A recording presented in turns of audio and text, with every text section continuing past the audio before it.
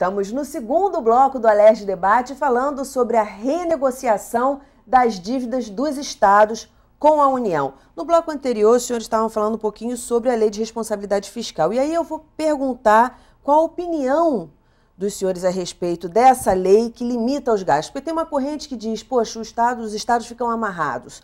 Outra corrente diz, não, a Lei de Responsabilidade Fiscal é fundamental para exatamente ter esse controle. Eu sou da corrente que defende intransigentemente a Lei de Responsabilidade Fiscal. E mais ainda, eu gostaria que fosse Lei de Responsabilidade Fiscal e orçamentária, mais ampla ainda.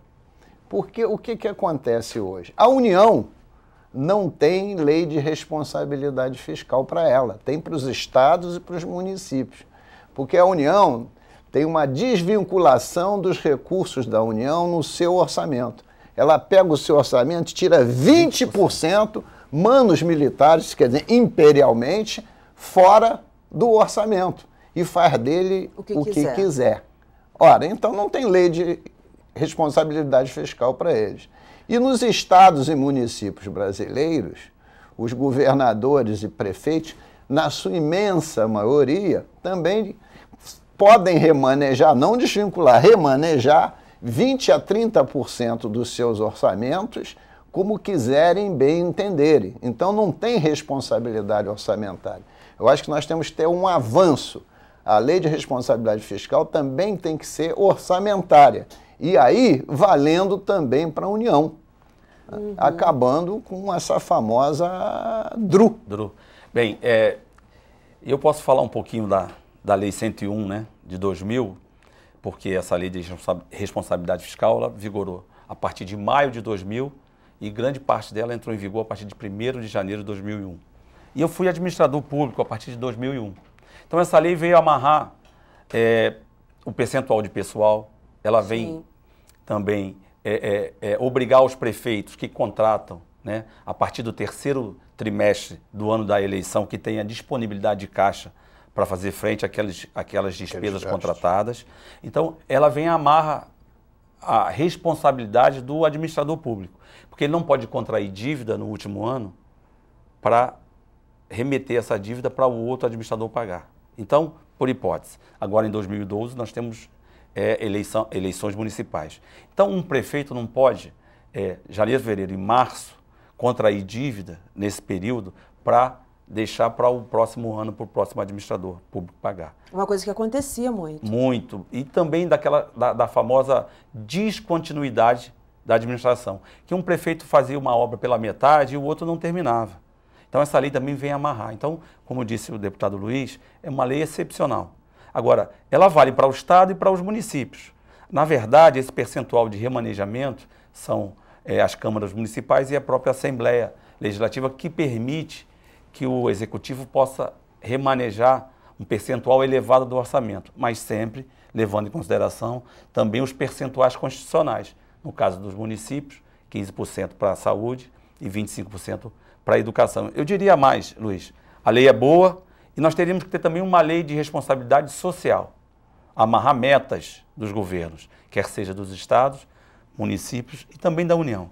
Metas mesmo para você medir o percentual de cobertura de saneamento básico, né, de alunos na escola, a qualidade do ensino, na saúde pública. Ela tinha que avançar mais, tinha que ter uma lei de responsabilidade social, para que o administrador pudesse também responder pelas metas existentes durante o período do seu governo. Porque o grande avanço da Lei de Responsabilidade Fiscal foi que ela é uma forma de você medir capacidade de gestão.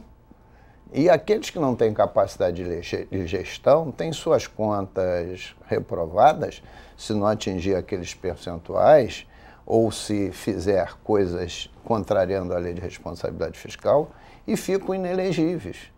Porque para ser político, estar no executivo, precisa ter a aquiescência do voto, mas também precisa ter capacidade de gestão, responsabilidade na gestão pública.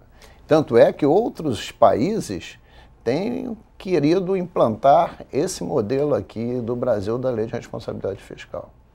Agora, pelo caminho que o senhor traçou aí em relação à lei de responsabilidade fiscal, dá a impressão que realmente falta um complemento, porque se ela está falando de gastos, não pode deixar de falar de orçamento. Sem dúvida nenhuma. Tem no Congresso Nacional diversos projetos de lei complementar chamado Lei de Responsabilidade Fiscal e Orçamentária, que prevê que cada programa de trabalho de um orçamento possa ser remanejado, mais ou menos 20%, mas nunca cortado e não executado. Porque aí tudo aquilo que entra no orçamento, de alguma forma, será feito. Você no orçamento, você não tem como dizer se uma obra está com valor cravado certinho. Sim. Por isso você pode remanejá-lo mais ou 20%. Era isso que eu ia perguntar para o Mas senhor. a União já faz isso, mas já faz isso ano a ano nos orçamentos. Mas ainda deixa os 20% do que a gente chama da DRU, do desvinculação do recurso da União. Aí fica fácil. Então há que se ponderar essas questões. O que se busca também, com essas leis no Congresso Nacional, é que se faça um orçamento impositivo. Porque você muitas das vezes vota um orçamento que tem lá um percentual para a saúde, para a educação, os programas de trabalho, e o administrador faz ou não. Ele pode, né, gastar os 25% na educação, pode porque gastar ele é autorizativo. Os 15% na saúde. Mas ele faz o projeto que ele bem entender. Né? Muitas das vezes, o projeto do prefeito não é o projeto do interesse da população. Então, o que se busca é o orçamento impositivo. É o que está no orçamento, você executar. Né? Nós sabemos que as câmaras municipais e as assembleias legislativas, elas mudam, muitas das vezes, aquele orçamento votado. Então, ela prioriza o gasto de um programa X ou Y em detrimento do A ou B. Né? O que se busca é um orçamento votado, aprovado, o executivo vai executar, independente da margem de remanejamento. Porque é isso, o que eu queria perguntar, o senhor, desculpe eu só fazer um parênteses, o que eu queria perguntar é porque os senhores já foram gestores no executivo.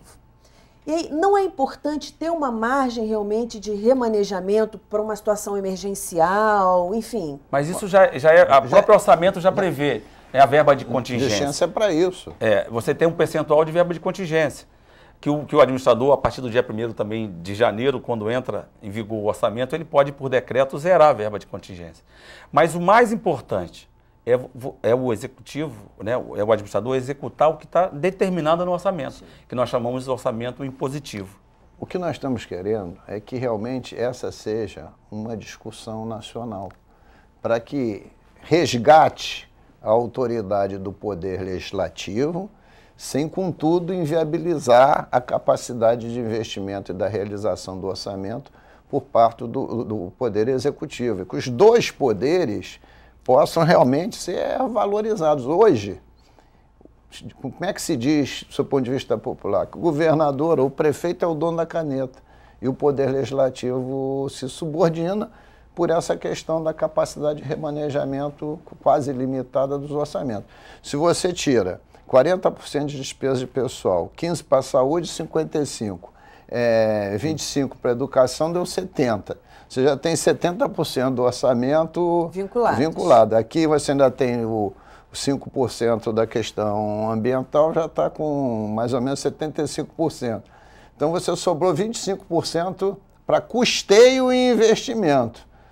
Então, quando você termina isso tudo, sobrou para o investimento, se o governo for bem, 10%.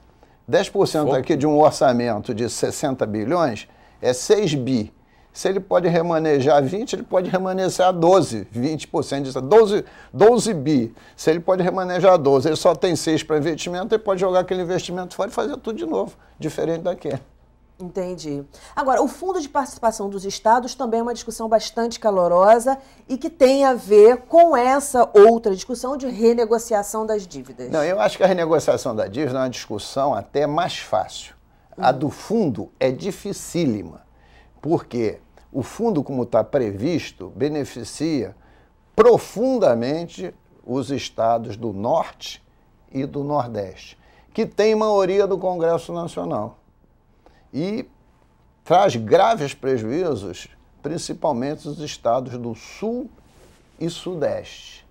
Ora, então como você conciliar se o fundo é único? É uma grande dificuldade. E para nós do estado do Rio de Janeiro, para o Espírito Santo, quiçá futuramente para São Paulo e alguns outros estados, ainda querem os estados do Norte e Nordeste que esses índices do fundo sejam aplicados naquela lei do royalty da participação especial. Sim. Quer dizer, eles não querem só uma tragédia, querem uma tragédia e meia.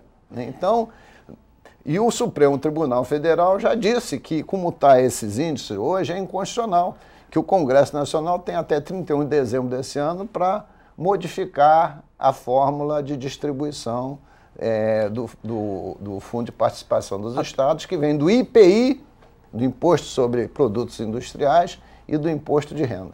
Acontece que até o ano de 89, esse Fundo de Participação dos Estados previa uma fórmula onde você levava em consideração a renda per capita dos estados, dos moradores, e o percentual populacional. A partir da Lei Complementar 62 de 89, ela fixou um percentual para cada estado. Então, como facilita muito Norte, Nordeste e Centro-Oeste, e lá, se nós pegarmos a população e os representantes dessa população, eles vão ter maioria no Congresso. Prejudica muito o Sul e o Sudeste. Por quê? Porque quem arrecada menos desse fundo estadual é o estado de São Paulo e Rio, que são, na verdade, os maiores contribuintes, né, para esse fundo. Para vocês terem uma ideia, no ano de 2010, esse fundo arrecadou em torno de 39 bilhões de reais, cabendo ao estado do Rio de Janeiro 1,52% desse recurso. Cabendo ao estado de São Paulo, menos de 1%. Sim.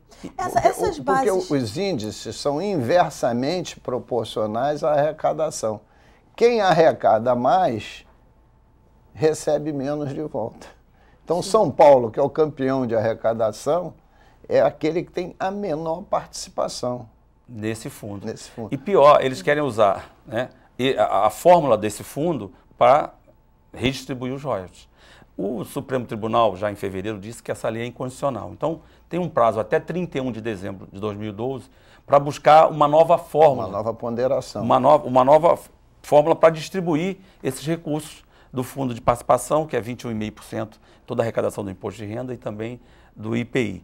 Ocorre que, como é um fundo único, se alguém vai ganhar, alguém vai perder. Então, tem uma discussão e precisa se resolver ainda esse ano até o final do ano, porque senão o recurso vai para o governo federal e ele não vai repassar. Tem estados, Roraima, Acre, Amapá, que mais de 50% de sua receita total advém desse fundo.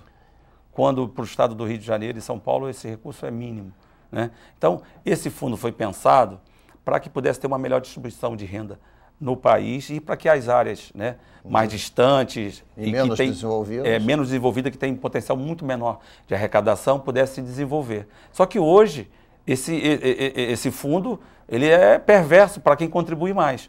E quando a gente pensou, né, quando a gente estuda e viu que foi pensado para fazer uma melhor distribuição de renda, nós não podemos esquecer também que os estados do Sudeste teve aqui até, eu diria, até o início dessa década, né, do ano 2000, uma migração de pessoas vindo.